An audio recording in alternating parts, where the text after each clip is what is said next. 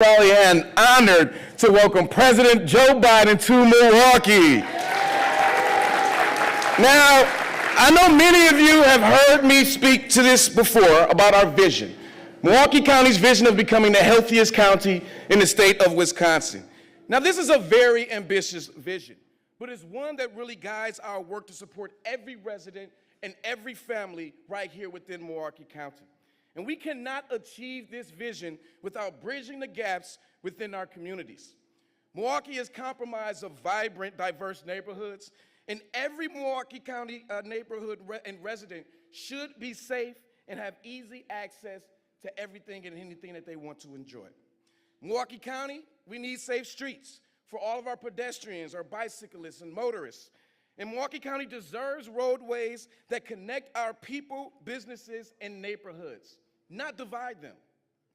The projects funded by the American Rescue Plan Act, the Bipartisan Infrastructure Law, and the Inflation Reduction Act are creating positive, lasting changes right here for Milwaukee County. Yes. And thanks to the leadership of President Joe Biden and the investments he and his administration are delivering for Milwaukee County, we are moving things in many innovative projects forward, And with champions like Senator Tammy Baldwin and Congresswoman Gwen Moore fighting for our community and advocating on our behalf, I am confident that these critical funds will build a stronger, healthier Milwaukee County. President Biden's investments will not only connect our communities and neighbors to one another, but they are directly addressing racism and systemic inequities that too many Milwaukeeans face every single day. But the bottom line is this: Milwaukee County is becoming stronger thanks to the Biden-Harris administration. Yes, and together, we will continue to work to enhance the quality of life for everyone who wants to live, work, and visit Milwaukee County. And we will make Milwaukee County the healthiest place in the state of Wisconsin. Thank you, President Joe Biden. God bless you all, and I hope you enjoy the rest of your day. Thank you.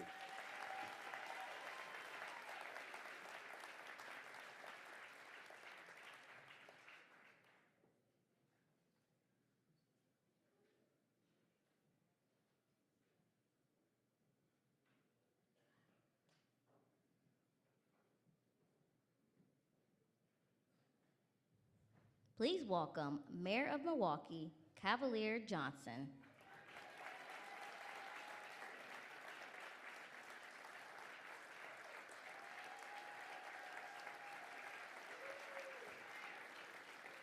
All right, good afternoon, good afternoon, good afternoon. I am so honored, really, really so honored to welcome a champion for Wisconsin, a champion for the people of Wisconsin. That is our President, Joe Biden.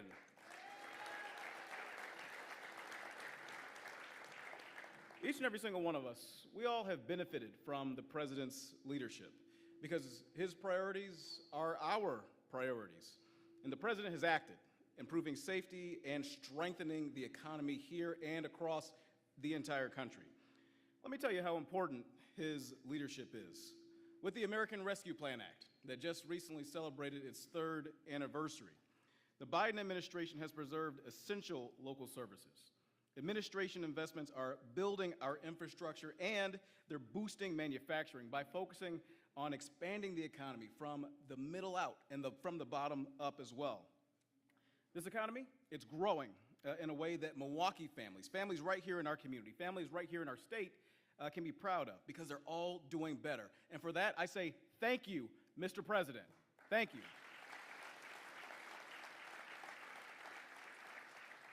Of course, this is about much more than what has already transpired.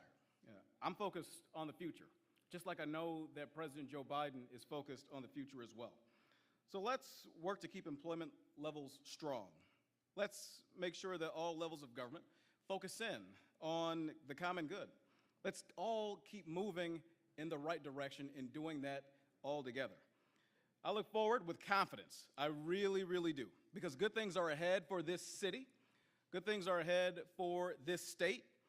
Good things are ahead for this country, and I am enthusiastic, really enthusiastic, about continuing to support our partnership with the federal government, in particular, our partnership with President Joe Biden. Thank you so much.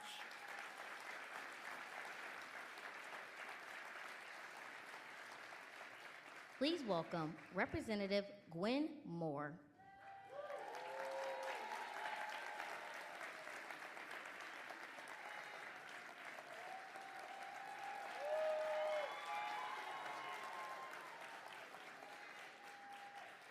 Holla, holla, holla, y'all.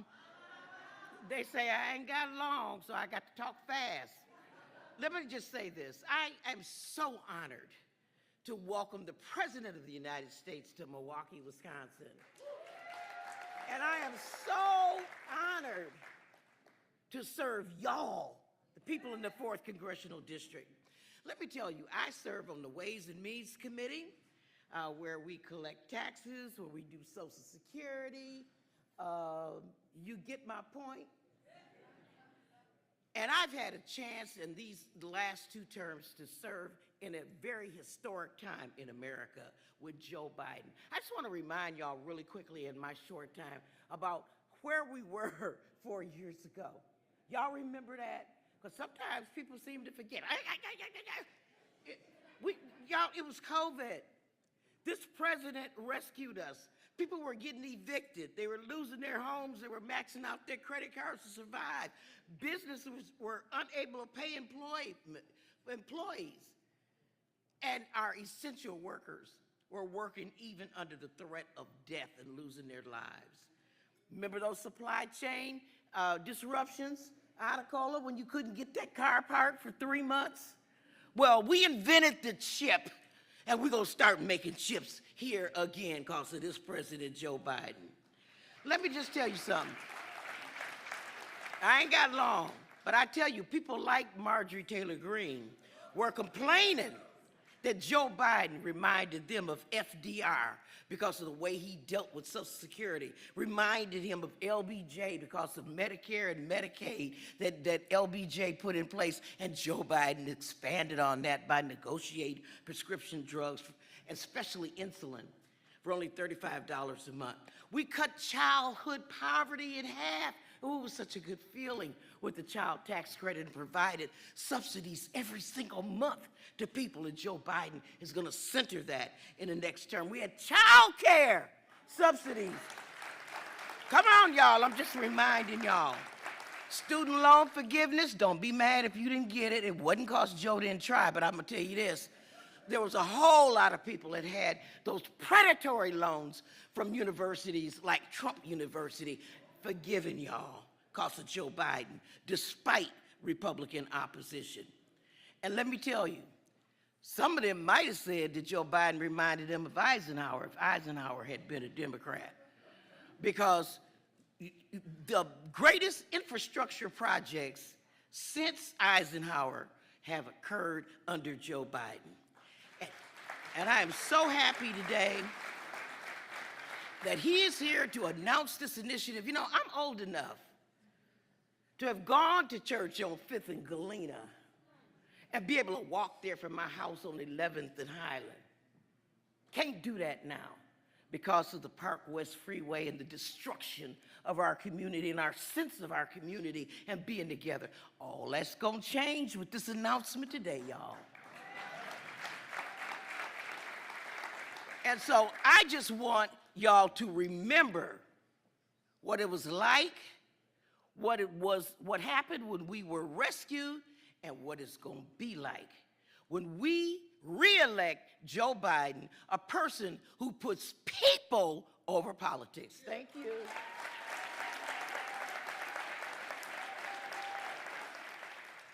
Please welcome Governor Tony Evers.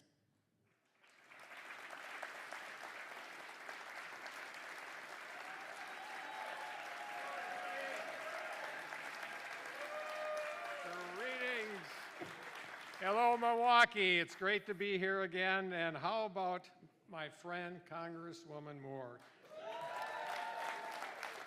Did you hear she's Saturday Night Live famous, by the way? How about that? Amazing. Folks, I'm glad to be here today to be able to welcome President Joe Biden back to Milwaukee to talk about how he and the bipartisan infrastructure law are delivering for the state of Wisconsin. At the start of this year, more than $6 billion, that's billion with a B, had been announced in Wisconsin already from the BIL.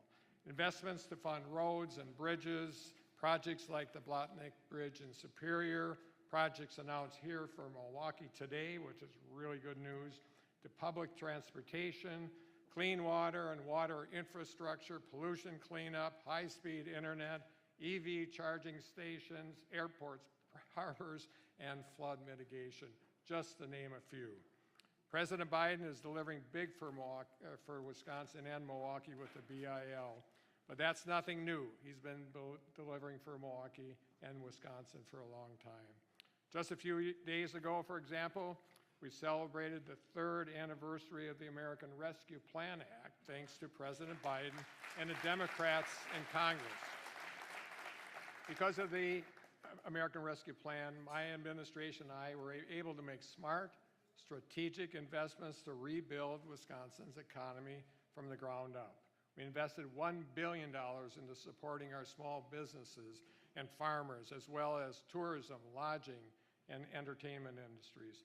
That included helping more than 100,000 businesses across all 72 counties in Wisconsin, more than 9,400 of which expanded their storefronts or opened their own doors for the very first time.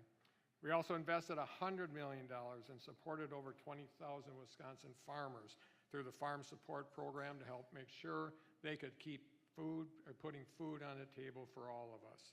We invested in school-based mental health services statewide. We connected more veterans with housing, employment, and mental health services. We helped thousands of homeowners and renters stay in their homes, and so much more.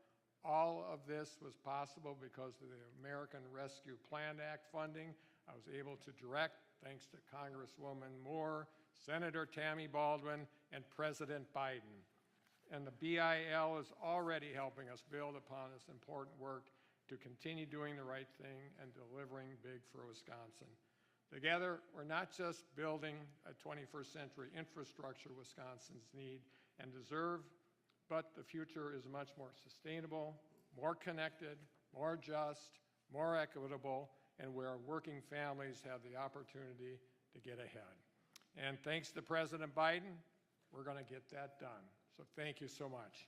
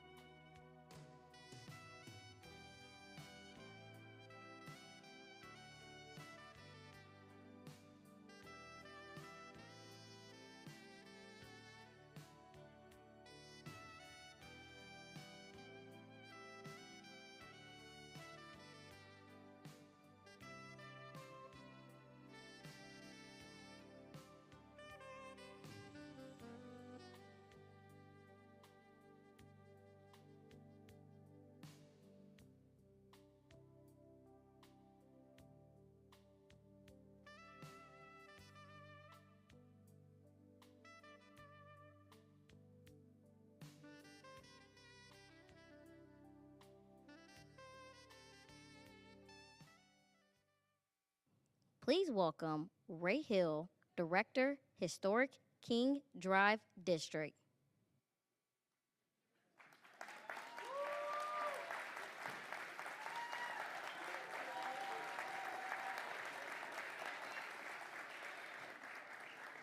Good afternoon.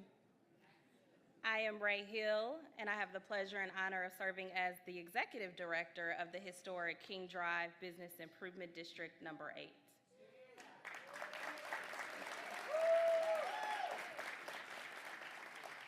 And today I stand before you not only in a professional capacity, but also as the proud granddaughter of Lawrence Hill, a man whose resilience and entrepreneurial spirit left a mark on our community.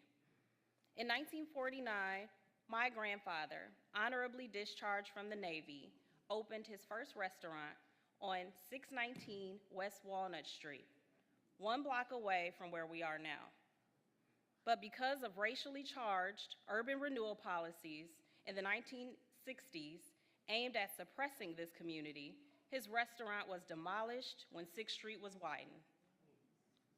He rebuilt his business later on 12th Street, guided by the tenacity that still defines this community. President Biden's Investing in America agenda is giving people with the spirit, like my grandfather had, a shot.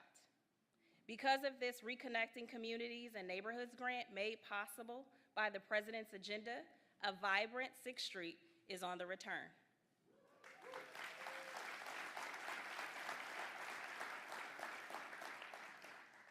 Projects like Complete 6th Street transcends infrastructure. They are commitments to community, to safety, mobility, and equality, especially for the neighborhoods that were burdened by historical disinvestment and the freeway expansion. 75 years later, if my grandfather was alive, he would be proud. It is my distinct honor to introduce the individual leading this transformative charge with a vision centered on connecting people rather than dividing them. Please join me in welcoming our President of the United States, President Joe Biden.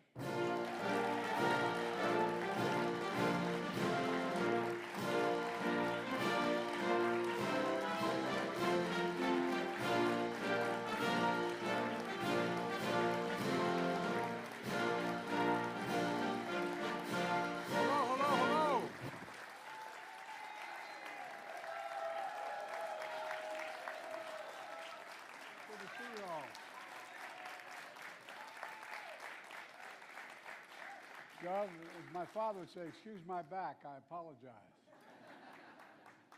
Hello, Milwaukee. Thank you, Ray, for that introduction and for sharing your family story with so many of us.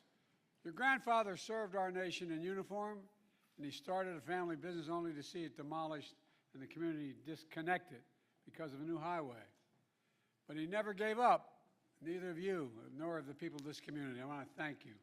Governor Evers, my good friend, thank you, Gov. You're the best.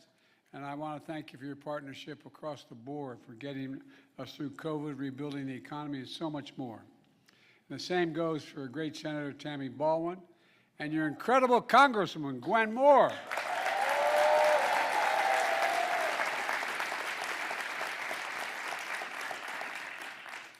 Is your son here? All right. Well, she represents her hometown with such incredible integrity and tenacity. Mayor Johnson, you're one of the most impressive young mayors I've met, and I've met all of them, I think. No, I really mean it. Thank you. I don't know where you're sitting. There you are. Stand up, Mr. Mayor. I warn anybody, don't run for mayor. They know where you live and you think you can solve all your problems. Thank you for your passport to the city and your leadership in this project I'm here to talk about.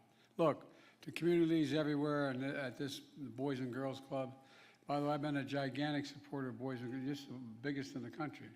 But when I was a senator, I provided a lot of money during the crime sprees were going on for Boys and Girls Clubs. What you do is you build confidence, you build spirit, you build a sense of belonging, and it really matters. and this project is for you, a future you really deserve. Look, the story of Bronzeville here in Milwaukee is one that we see all across the country. Our interstate highway system laid out in the 50s was a groundbreaking connection, our nation coast to coast. That was the purpose of it. We're to transform the way people live, work, and travel. But instead of connecting communities, it divided them. These highways actually tore them apart. I come from a city, Wilmington, Delaware, where it's the same thing happened. We're in a situation where I-95 is 4 lanes going through a community that was all African American, and it just split it. And it's now about 50, 60, maybe 70 yards wide. And I'm president, I can't get that done yet. Why'd you guys get it first? I don't know. No, but all kidding aside, the same thing happened here and many cities across the country. There are also cities all across America where highways used to be, and they, along with redlining, they disconnected entire communities from opportunities, sometimes in an effort to reinforce segregation. That's what happened here in Milwaukee. More than 100 years ago, Bronzeville was the home of a thriving hub of black culture and commerce. Homes and apartments owned by black families. Black small business from hotels to jazz clubs to restaurants like Ray's grandfather's. In the middle of the 20th century, tens of thousands of black Americans migrated from the South to Milwaukee and other cities in the North to get good paying manufacturing jobs. But by the 60s, the so-called urban renewal swept this country. The construction of I-94 and I-43 tore down roughly 17,000 homes and 1,000 businesses, ripping through neighborhoods and nearby roads. Here on 6th Street, the road was widened, displacing residents and businesses, all so the people outside the neighborhood could get downtown. Today, 6th Street is a wide road without a protected bike path, bike lanes, or bus lanes, with limited access to the green space. Speeding and reckless driving resulting in crashes 5 times that of the city's average. All of this locking people out of opportunities and leaving them more isolated from the social and economic life of the rest of the city. Congresswoman Moore told me when she was a child, she lived a short walk from a public library, a safe place to read and learn, where librarians who were given cake, the librarian would give cake to children when they showed up to read. That's true, isn't it? But then, the new plans disrupted the walk and made the library inaccessible. Sadly, too many communities across America face the loss of wealth, prosperity, and the possibilities that still reverberate today. Imagine all those homes, the mom and pop stores that could have been posted and passed down from family to family. Financial security, generational wealth would have resulted. Imagine what they contributed then and what they could have contributed all these years, and what that would have meant for all of Milwaukee and all the communities across the country. For generations, black, brown, and Native American, Asian Americans, Native Hawaiians, communities weren't fully included in our democracy or our economy. But yet by pure courage, heart, and grit, they never gave up. They pursued the full promise of America. Today, we're recognizing that history to make new history. I'm here to announce the first of its kind investment, $3.3 billion in 132 projects in 42 states, going to help right historic wrongs.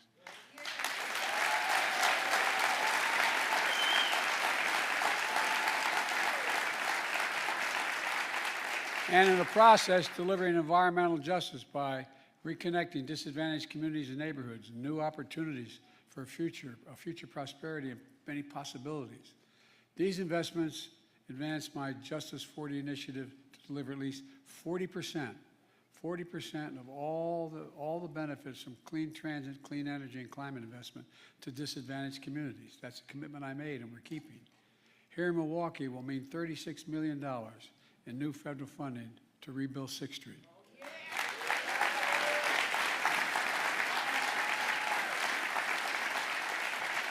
It means wider sidewalks for children walking to school, safer bike lanes for residents and visitors, dedicated bus lanes to get to work faster, new trees to provide shade, and modern infrastructure to prevent sewage from flowing into the Milwaukee River and the Lake Michigan.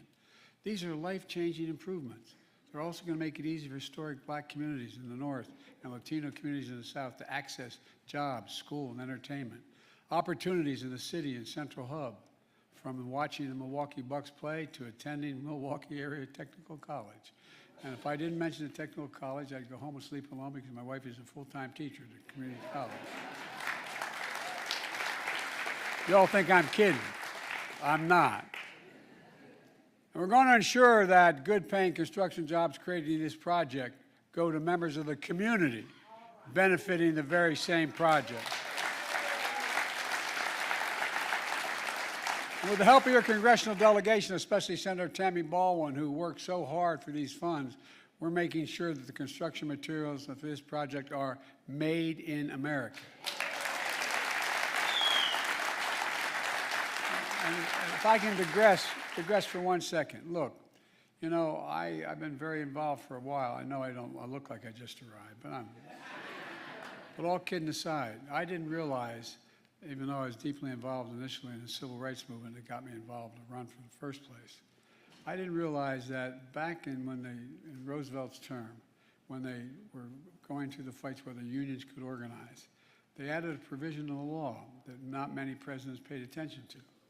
And it says that if the Congress appropriates money for the president to spend on a public project or any project, that he must use an American worker and he must use American material. Folks, very few live by that. Very few presidents did that, but not anymore. That's why we're creating jobs.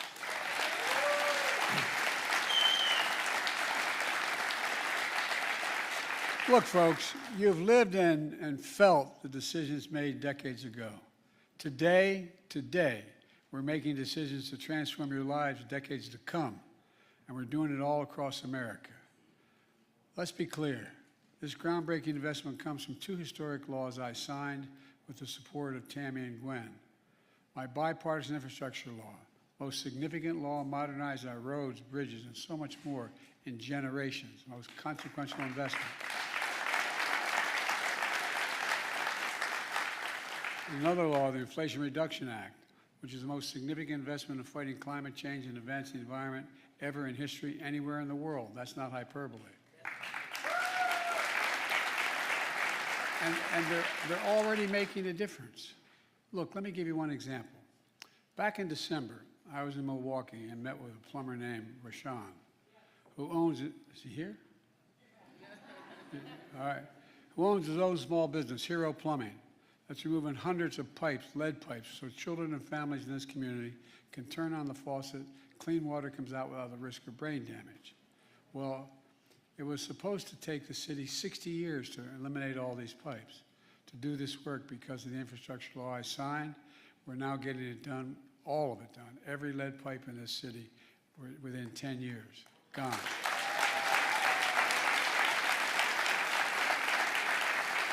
I was proud to have Rashawn as my guest at the State of the Union address last week. And folks, we're on our way to delivering clean water to every American.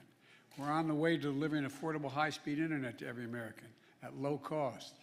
The communities too often left behind, we're rebuilding. We're rebuilding the roads. We're filling in the cracks in the sidewalks. We're creating spaces to live and work and play safely, and to breathe clean air, and to shop at a nearby grocery stocked with fresh and healthy food. We're taking on housing discrimination, increasing access to home ownership, and building more homes and apartments to bring the cost of rent down, which it must be.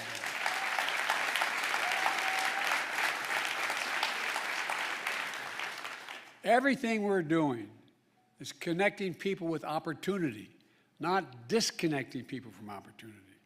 And we're seeing progress. Through my American Rescue Plan, we put $1,400 checks in people's pockets to get them through the pandemic. We invested nearly $80 million in Wisconsin for the state's Small Business Credit Initiative, helping countless small businesses grow. In Milwaukee, small business applications are up 70% compared to before the pandemic. Small businesses make up half of our economy. We always talk to big corporations. It's true, they're gigantic. But if you add up all the small businesses, they make up half of all the gross domestic product, providing good paying jobs and opportunities. And everyone who applies for a small business, a new loan, it's an act of hope. And the share of Black and Latino Americans employed in Milwaukee in 2022 was the highest in more than a decade. And folks, wages are rising faster than prices, and now we have among the lowest inflation rates of any country in America, and we're still fighting to lower it even further. We're fighting to lower health care cost, education costs, to give just a little more breathing room, as my dad would say, to ordinary families like the one I grew up in. But let's be clear. My predecessor and ally and his allies in Congress, including your Senator Ron Johnson, who voted, well, he voted against the infrastructure law that funds this project. They want to undo everything I just talked about. My predecessor talked about infrastructure week for 4 years. He didn't get a single thing done, not one. Ron Johnson, every Republican in Congress, voted against the Inflation Reduction Act, which is helping fund these projects, and he wants to repeal it. Look, folks, with your help, we cut Black and Latino child poverty in half because of the child tax credit through My American Rescue Plan.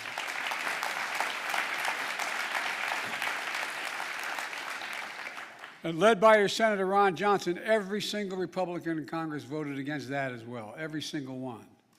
I signed a law to beat Big Pharma by giving Medicare the power to price prescription drugs and lower drug prices for seniors significantly.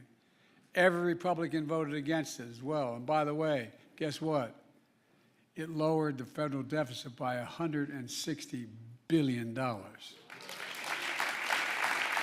Didn't just save money for seniors.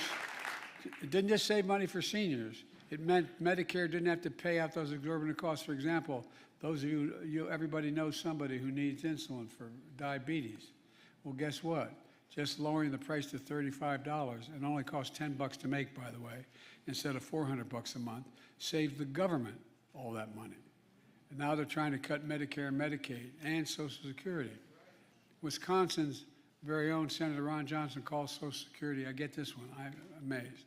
He calls Social Security a Ponzi scheme. No, I'm serious, think about it. Did you ever think you'd hear anybody say that? A Ponzi scheme? Give me a break. You know, just this week, Donald Trump said cuts to Social Security and Medicare are on the table. When asked if he changed his position, he said, quote, "There's a lot we can do in terms of cutting. Tremendous amount of things we can do," end of quote. I want to assure you, I will never allow it to happen. I won't cut Social Security. I will not cut Medicare. Instead of cutting Social Security and Medicare to give tax breaks to the super wealthy, I'm going to protect and strengthen Social Security and Medicare to make the wealthy begin to pay their fair share.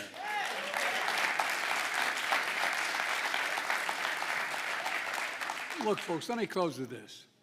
4 years ago this week, I came to office. Our country was hit by the worst pandemic and economic crisis in a century. Remember the fear and anxiety everybody felt? Record job losses. Raging virus that would take more than 1 million American lives. And for every life lost, there was estimated 8 close family behind. 8 children, mother, father, uncles, aunts. A mental health crisis of isolation and loneliness. A president, my predecessor, who failed the most basic duty any president owes the American people, the duty to care, just to care. And in my view, that's unforgivable. I came to office determined to uphold the duty that gets us through one of the toughest periods in our nation's history. And we have. And now we're building a future America full of possibilities. Building an economy from the middle out and the bottom up, not the top down. That top-down stuff, not a whole lot landed on my dad's kitchen table growing up. Investing in all America and all Americans to make sure everyone has a fair shot, where we leave nobody behind. Look, our plan is working, and America's coming back. That's America. That's what this project is all about, the project for jobs and justice, prosperity, and unlimited possibilities. And that's why I swear to God, I've never been more optimistic about America's future than today. Not because I'm president, because we're at one of those inflection points in history. We really are. Things are going to change no matter who's president in a big way. They're either going to change much for the better or much worse. All we have to do, folks, remember who in God's name we are. We're the United States of America. No. We're the only major country in the world that's come out of every crisis stronger than we went in, stronger than we went in. There's nothing beyond our capacity. I mean it sincerely. Think about it. There's nothing beyond America's capacity if we do it together. And that's what we're going to do. May God bless you all, and may God protect our troops. Thank you so much. Thank you, thank you. Thank you.